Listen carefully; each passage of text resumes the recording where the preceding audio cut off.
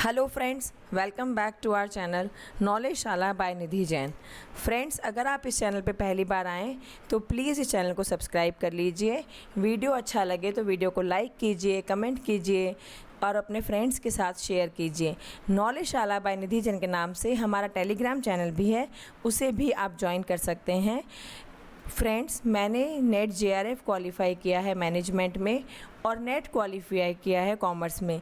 दो अलग अलग सब्जेक्ट में क्लियर करने के बाद मुझे ये लगता है कि मैं आपको बहुत अच्छे से गाइड कर सकती हूँ। फ्रेंड्स, हमने फंक्शंस ऑफ मैनेजमेंट स्टार्ट किया था और हम फर्स्ट फंक्शन जो कि हमारा प्लानिंग है वो हम कर चुके हैं बहुत डिटेल्ड में। और ये फंक्शंस ऑफ मैनेजमेंट आपके एग्ज़ाम्स में डायरेक्टली और इनडायरेक्टली पूछे जाते हैं। तो अगर आपने वो वीडियो नहीं देखा है तो प्लीज़ उस वीडियो को देख लीजिए। आज हम स्टार्ट करेंगे ऑर्गेनाइजिंग।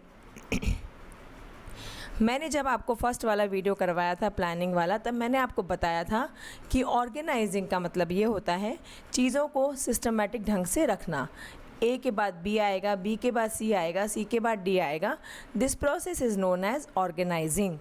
ठीक है, आज हम ऑर्गेनाइजिंग को डिटेल में पढ़ेंगे।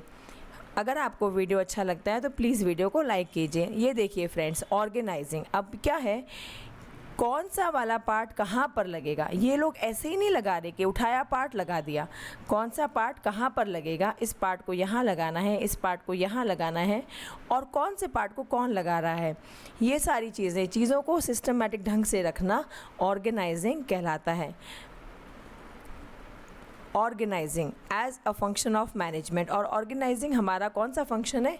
सेकंड फंक्शन है। फर्स्ट फंक्शन हमारा था प्लानिंग, जो कि हम पहले वाले वीडियो में अच्छे से कर चुके हैं। आपका अगर मिस हो गया है तो आप जाकर देख लीजिए। ऑर्गेनाइजिंग, ऑर्गेनाइज करना, refers to arranging and structuring work to accomplish organisational goals. मतलब कौन सा स्टेप कैसे करना है, किसके बाद क्या आएगा, इसको क्या बोलते हैं हम? ऑर्गेनाइजिंग करना। It is an important process during which managers design and organisation structure. Organisation structure क्या होता है? फॉर्मल अरेंजमेंट होता है डिफरेंट जॉब्स का ऑर्गेनाइजेशन के अंदर। ऑर्गेनाइजेशन स्ट्रक्चर मतलब जैसे पहले हम कर रहे हैं प्लानिंग, हमने किया, अब हम कर रहे हैं ऑर्गेनाइजिंग, अब हम करेंगे फिर स्टाफिंग, फिर डायरेक्टिंग, फिर कंट्रोलिंग। तो ये क्या है? ये भी एक स्ट्रक्चर है। ऐसे ही ऑर्गेनाइजेशन के अंदर हर काम का अपना अलग एक स्ट्रक्चर होता है कि किसके बाद क्या आएगा, किसके बाद क्या आएगा। इसको बोलते हैं ऑर्गेनाइजिंग। मतलब चीज़ों को सिस्टमेटिक करना, प्रॉपर मैनर में अरेंज करना। Organising is establishing working relationship. Working relationships मतलब उस पर्टिकुलर रिलेशनशिप्स में जहाँ पे क्या होता है, काम होता है। Organising is establishing working relationships among employees to achieve goals. ठीक है, तो एम्प्लॉयज़ के बीच में एक ऐसी रिलेशनशिप बनाना जिस रिलेशनशिप में रह के वो लोग काम करेंगे और जिससे हमारे ऑर्गेनाइजेशन के गोल्स जो हैं वो अचीव कर पाएंगे, उसको हम क्या बोलते हैं? ऑर्गेनाइजिंग। अब हमारे पास आता है बेसिक एलिमेंट्स। ऑर्गेनाइजिंग के एलिमेंट्स क्या क्या हैं, हम कैसे ऑर्गेनाइजिंग करेंगे? तो सबसे पहले हम क्या करेंगे? डिज़ाइनिंग करेंगे जॉब्स की, डिज़ाइन करेंगे जॉब्स को। ठीक है, कि कौन कौन से जॉब्स हमें क्या करने हैं? परफॉर्म करने हैं। ठीक है, डिज़ाइनिंग करेंगे जॉब्स की। उसके बाद हम क्या करेंगे? जॉब्स को ग्रुप कर देंगे। ठीक है, ग्रुप कैसे करेंगे कि भाई ये हमारे जॉब्स हैं ए बी, ये इसके अंदर कैटेगरी के अंदर आएंगे, सी और डी इस कैटेगरी के अंदर आएंगे। ऐसे हम ग्रुप कर देंगे जॉब्स को। उसके बाद आता है इस्टेब्लिशिंग रिपोर्टिंग रिलेशनशिप। ठीक है, रिपोर्टिंग रिलेशनशिप मतलब कौन सा बंदा कौन से मैनेजर को रिपोर्ट करेगा। ठीक है, फिर हम डिस्ट्रीब्यूट करेंगे अथॉरिटी, अथॉरिटी देंगे। अगर आप चाहते हो कि ये बंदा इस बंदे से अच्छे तरीके से काम करवाए तो इसके पास रिस्पॉन्सिबिलिटी के साथ साथ अथॉरिटी का होना भी बहुत ज़रूरी है। अगर आपने पुराने वीडियोस नहीं देखे तो देख लीजिए, उसमें हमने हेनरी फेयोल के 14 प्रिंसिपल्स किए थे, उसमें भी हमने अथॉरिटी पढ़ा था। डिस्ट्रीब्यूट अथॉरिटी करेंगे, उसके बाद क्या करेंगे? कोऑर्डिनेट करेंगे एक्टिविटीज़ को। अब क्या होता है फ्रेंड्स, आपने मान लो एक काम कर, जैसे मान लो सपोज करो कि ऑर्गेनाइजेशन है जिसमें मार्केटिंग वाला भी बंदा है, एचआर वाला भी बंदा है, प्रोडक्शन वाला भी बंदा है। अब इन तीनों की आपस में बनती नहीं है, तो क्या ऑर्गेनाइजेशन का गोल अचीव होगा? नहीं होगा। मार्केटिंग वाला बंदा एचआर वाले बंदे से मिलके काम करेगा, एचआर वाला प्रोडक्शन से करेगा, प्रोडक्शन वाला मार्केटिंग से करेगा, तब जाके हमारे ऑर्गेनाइजेशन के गोल्स जो है अच्छे से अचीव होंगे। फिर क्या करेंगे, डिफरेंशिएटिंग बिटवीन पोजीशन, अलग अलग पोजीशन में क्या करेंगे, डिफरेंशिएट करेंगे। ठीक है, ये होते हैं हमारे पास बेसिक एलिमेंट्स ऑफ ऑर्गेनाइजिंग। अब आता है importance of organising. Importance of organising means why organising is necessary in the organisation. ठीक है, ऑर्गेनाइजेशन के अंदर, एक इंस्टीट्यूट के अंदर ऑर्गेनाइजिंग करना ज़रूरी क्यों है? देखो, एफिशिएंट एंड इफ़ेक्टिव मैनेजमेंट। अब वही वाली बात आती है फ्रेंड्स, अगर आपने वीडियो शुरू से नहीं देखे हैं तो आपको एफिशिएंट और इफ़ेक्टिव इसका मतलब ही समझ में नहीं आएगा। ये मैं आपको करवा चुकी हूँ, अगर आपने नहीं देखा है तो देख लीजिएगा, और अगर आपने देखा है, अगर आपको पता है तो प्लीज़ कमेंट सेक्शन में कमेंट करके बताइए। देखो फ्रेंड्स, एफिशिएंट मतलब होता है, मैं शॉर्ट में आपको बता देती हूँ, एफिशिएंट मतलब कम रिसोर्सेज में ज़्यादा आउटपुट देना, मिनिमम रिसोर्सेज में मैक्सिमम आउटपुट देना इज़ एफिशिएंट। और इफ़ेक्टिव का मतलब होता है सही काम करना, डूइंग द राइट थिंग्स। ठीक है, ऐसे तरीके से काम करना जिससे आपका गोल अचीव हो जाए, उसको बोलते हैं आप इफ़ेक्टिव हो। और अगर आप कम रिसोर्सेज को वेस्ट करके मैक्सिमम आउटपुट देते हो तो इसका मतलब आप एफिशिएंट भी हो। ठीक है, ऑर्गेनाइजिंग फैसिलिटेट्स स्पेशलाइजेशन। ऑर्गेनाइजेशन से करने से हमारे पास क्या होता है, स्पेशलाइजेशन आ जाता है। हम वही वाला काम उस बंदे को देते हैं जो वो बहुत अच्छे से कर सकता है। It avoids overlapping and duplication. अब हर बंदे को पता है कि मुझे कौन सा काम करना है, तो ओवरलैपिंग नहीं होगी, काम का, वर्क का डुप्लीकेशन नहीं होगा। Optimum use of human resource. हर इंसान का क्या होगा, प्रॉपर ऑप्टिमम यूज़ होगा, है ना। हर इंसान ऐसे नहीं करेगा कि ये भी काम कर लूँ, ये भी काम कर लूँ, और पता ही नहीं चल रहा ये काम इसने भी कर लिया, इसने भी कर लिया। ठीक है, ऑप्टिमम यूज़ होगा ह्यूमन रिसोर्स का। It defines authority responsibility relationship. Authority और रिस्पॉन्सिबिलिटी का रिलेशनशिप ऑर्गेनाइजिंग से ही पता चलता है। It forms the basis of coordination. Organising करने से हमारा कोऑर्डिनेशन अच्छा होता है। मार्केटिंग वाले बंदे को पता है मुझे क्या करना है, एचआर वाले को पता है मुझे क्या करना है, प्रोडक्शन वाले को पता है मुझे क्या करना है, तो इनका आपस में कोऑर्डिनेशन अच्छा होगा।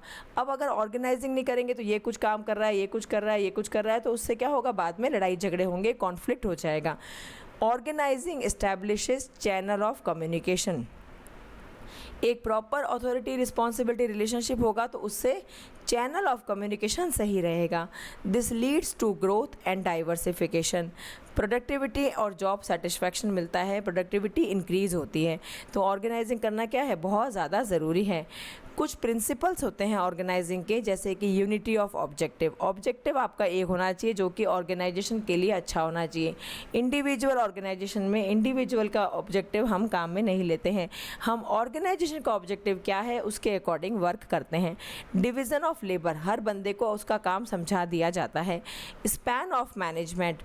स्पैन ऑफ मैनेजमेंट क्या होता है, मैं आपको एक वीडियो में बता दूंगी। ग्रेसुना ने एक फार्मूला भी दिया था। स्पैन ऑफ मैनेजमेंट मतलब एक जो बॉस है वो कितने लोगों को अपने अंदर कंट्रोल कर सकता है अच्छे से, तो उस number of employees a boss can control known as span of management. Coordination, सब लोग मिलजुल कर काम करें। यूनिटी ऑफ कमांड हो, वन बॉस, हमने किया था हेनरी फ्योल में, नहीं देखा तो आप देख लीजिएगा। Unity of direction, one plan. ठीक है, मैंने आपको बहुत अच्छे से समझाया था वहाँ पर। फंक्शनल डेफिनेशन, हर बंदे को पता होना चाहिए उसको कौन सा काम करना है। स्केलर चेन, अथॉरिटी कहाँ से कहाँ फ्लो हो रही है। सब ऑर्डिनेशन ऑफ इंडिविजुअल इंटरेस्ट, मतलब वही कि इंडिविजुअल का इंटरेस्ट नहीं देखा जाएगा, इंटरेस्ट किसका देखा जाएगा, ऑर्गेनाइजेशन का।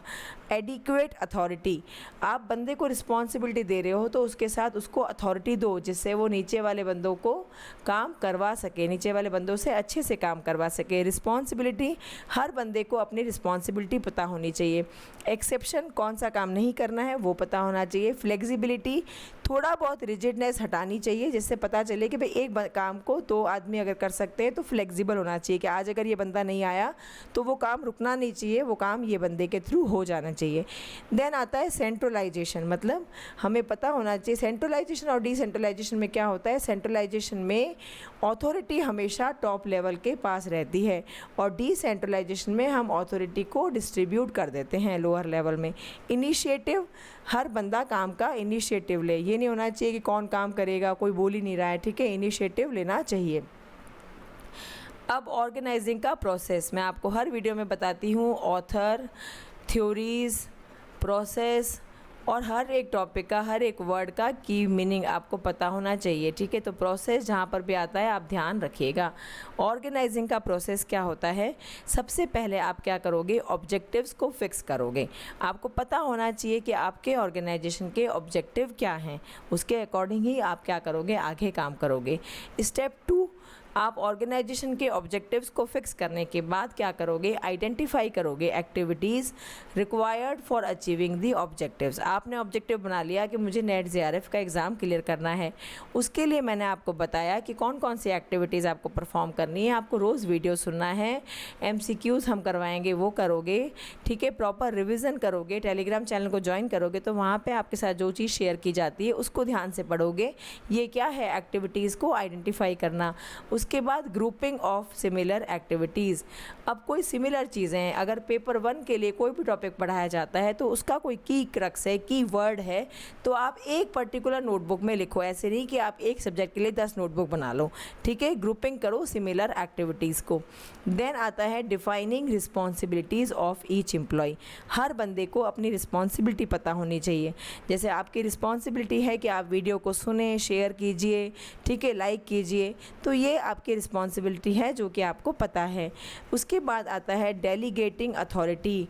आप एम्प्लॉयज़ को रिस्पॉन्सिबिलिटी के साथ साथ अथॉरिटी डेलीगेट करो जिससे वो नीचे वाले एम्प्लॉयज़ से अच्छे से काम करवा सके।